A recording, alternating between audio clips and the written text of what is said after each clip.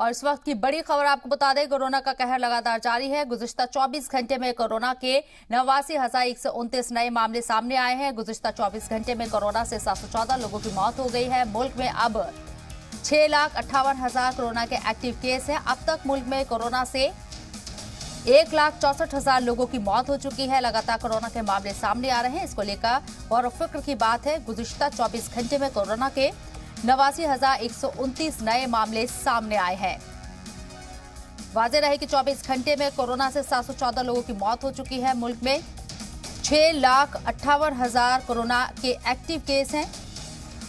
Corona से निपटना एक बड़ा चैलेंज है और इसमें आवाम की भागीदारी बहुत जरूरी है।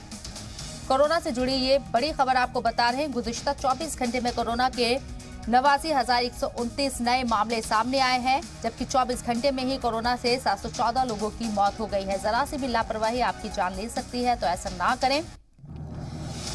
कोरोना को लेकर जो भी गाइडलाइन बनाई गई है उस पर अमल करें। मास्क लगाएं, सोशल डिस्टेंसिंग का यहां पर अमल करें उस पर, तभी इस बड़ी बीमारी को हम मात दे सकते हैं। आपकी हम सबकी जिम्मेदारी है कि जो गाइडलाइन बनाई गई है उस पर अमल करें। और मुल्क में कोरोना मुतासरीन की तादाद मुसलसल बढ़ती जा रही है। गुज़िश्ता साल सितंबर के बाद ये पहला मौका है जब कोरोना इतनी तेजी से दोबारा बढ़ रहा है, यानी करीब 6 महीने बाद पहली बार मुल्क में रोजाना 81,000 से ज्यादा केस मिल रहे हैं। एमपी के 4 जिलों में मुकम्मल लॉकडाउन हो चुका है। दिल्ली से लेकर यूपी तक स्कूलों को फौरन बंद करने का फैसला किया गया है। वहीं कोरोना को कंट्रोल से बाहर जाते देख दिल्ली में मीटिंग हुई है और सीएम केजरीवाल ने कहा है कि फिलहाल लॉकडाउन तो नहीं होगा, लेकिन जिस महाराष्ट्र में पूरे मुल्क के आधे कोरोना मरीज है, वहां सीएम उद्धव ठाकरे ना चाहते हुए भी शायद लॉकडाउन लगा सकते हैं। हालात डराने वाले हैं, लेकिन संभलने की बहुत ज्यादा जरूरत है।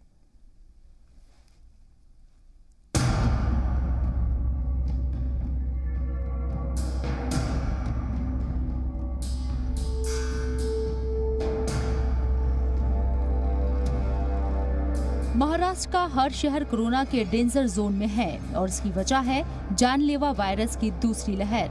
महाराष्ट्र में कोरोना सुपर स्पीड से आगे बढ़ रहा है और इसलिए ही महाराष्ट्र के वजीर आला उद्धव ठाकरे ने लोगों को आखिरी बार नसीहत की है कि वो लॉकडाउन की हिमायत में तो नहीं है, लेकिन अब भी लोग लापरवाही बरतेंगे तो उनके पास पूरी तरह से लॉकडाउन के अलावा और कोई रास्ता नहीं होगा।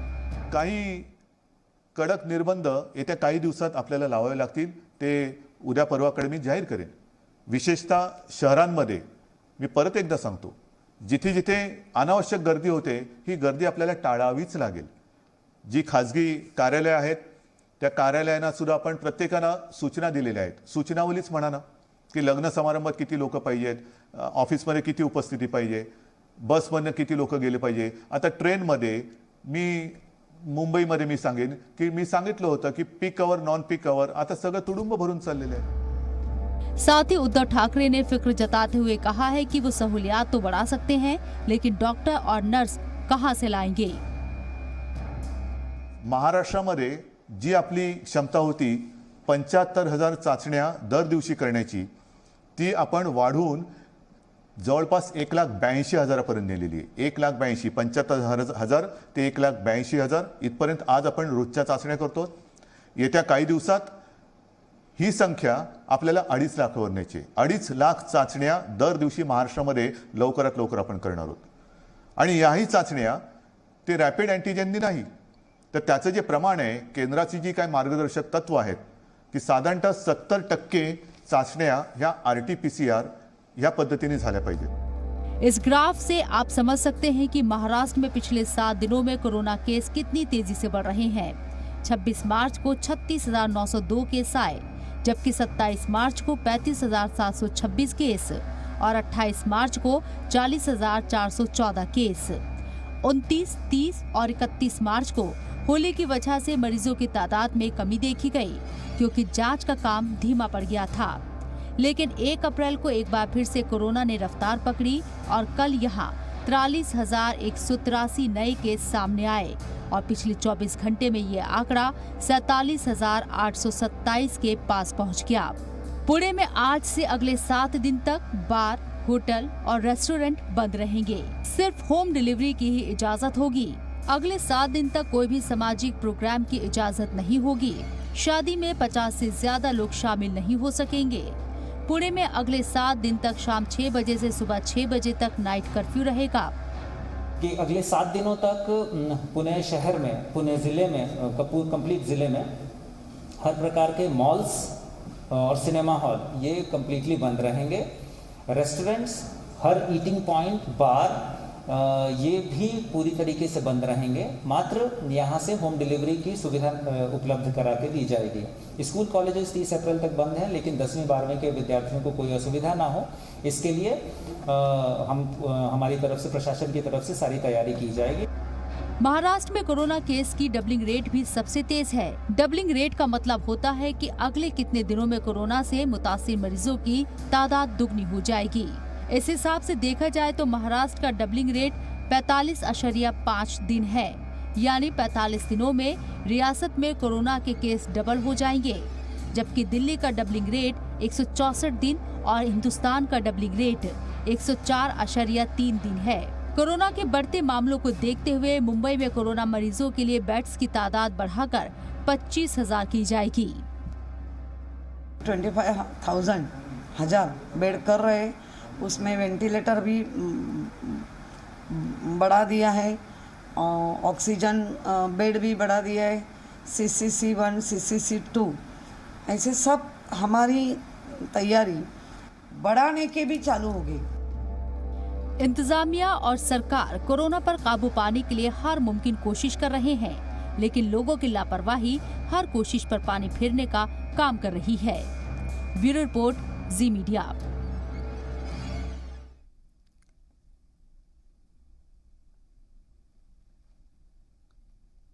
और द वैक्सीनेशन अवेयरनेस कमेटी के रुकन डॉक्टर समीर भाटी ने कोरोना के नए स्ट्रेन की जानकारी दी है। इस वेव में हम देख रहे हैं कि ये बहुत तेजी से स्प्रेड हो रहा है।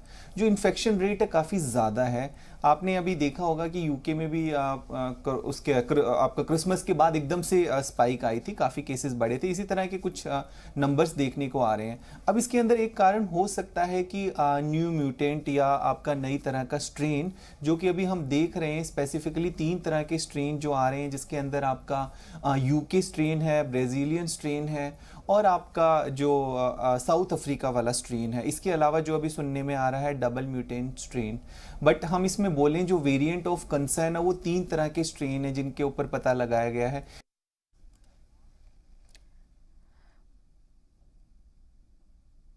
महाराष्ट्र के अमरावती इलाके की तस्वीर आपको दिखाते हैं, जहां बस स्टैंड पर लोग बेखौफ बिना मास्क के दिख रहे हैं। महाराष्ट्र में ही नहीं, मुल्क के कई रियासतों में भी लोगों का यही हाल है। लोग या तो मास्क पहन नहीं रहे हैं या गलत तरीके से पहन रहे हैं और पूछने पर तरह तरह के बहाने बनाते दिख रहे हैं।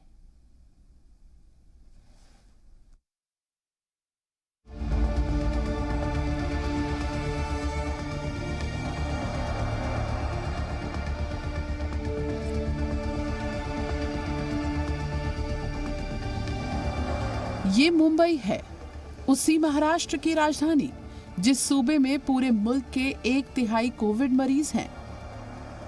यहाँ का हाल देखिए।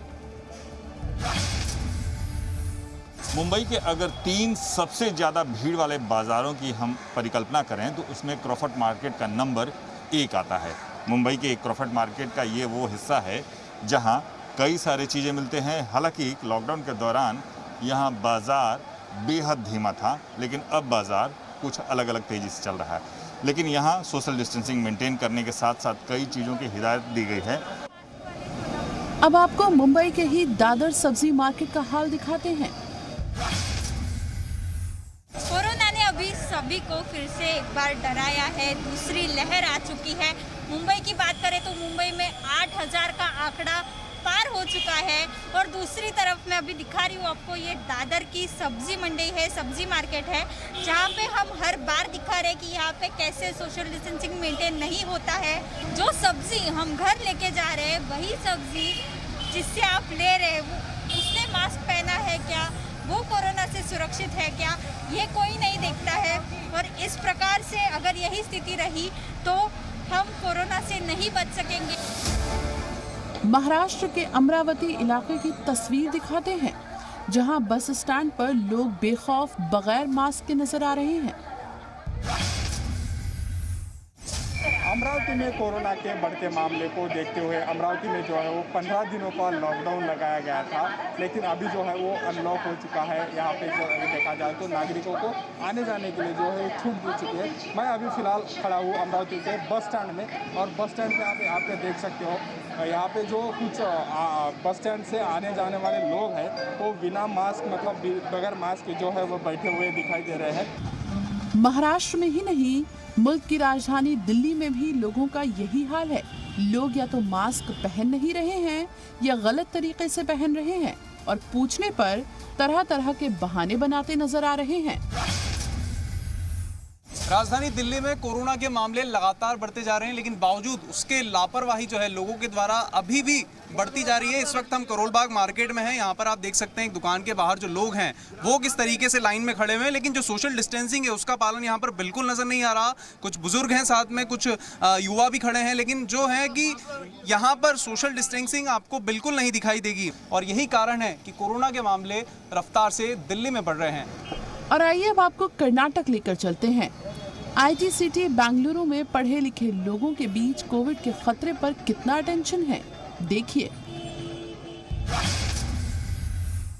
कर्नाटक में कोरोना की स्थिति दिन पर दिन गंभीर होती जा रही है। आज से 20 दिन पहले जहां कोविड पॉजिटिव मामले 300 से 400 के पास थे, 20 दिनों के अंदर ये स्थिति 10 गुना ज्यादा बढ़ी है। 2906 मामले सिर्फ और सिर्फ बेंगलुरु से हैं। बेंगलुरु के अलावा कलबुर्गी, बिदर, तुमकुरू, मैसूरू वैसे जिले हैं जो अधिक प्रभावित हैं। अब जरा बिहार चलिए। यहाँ मीठापुर बस स्टैंड पर लोग कितने लापरवाह नजर आए, और मास्क नहीं पहनने के क्या क्या बहाने बता डाले, वो भी सुन लीजिए। भारत में एक बार फिर से कोरोना के नए केस में लगातार इजाफा हो रहा है, लेकिन जिस तरीके से कोरोना के केस में लगातार वृद्धि हो रही है, बावजूद जो लोग हैं वो सुधरने के लिए तैयार नहीं है। हम इस वक्त पटना में मीठापुर बस स्टैंड के ठीक सामने खड़े हैं, और ये जो लोग हैं आपको कम बेश जो लोग नजर आएंगे, चाहे वो बस के अंदर बैठे हो, बाहर बैठे हो, बाहर खड़े हो, उन्होंने मास्क नहीं लगा रखा है। आप समझ सकते हैं कि मुल्क भर में ऐसे ही लोग कोविड कैरियर बनकर मुल्क को दोबारा कोरोना बहरान की जानिब धकेल रहे हैं। हालांकि कई जगह इन्हें बेदार करने के लिए पुलिस इंतजामिया जुर्माना भी लगा रही है, लेकिन कोरोना के खतरे को लेकर जब तक मुल्क का हर शहरी अपनी जिम्मेदारी नहीं समझेगा, तब तक कोविड पर काबू मुश्किल है। ब्यूरो रिपोर्ट, जी मीडिया।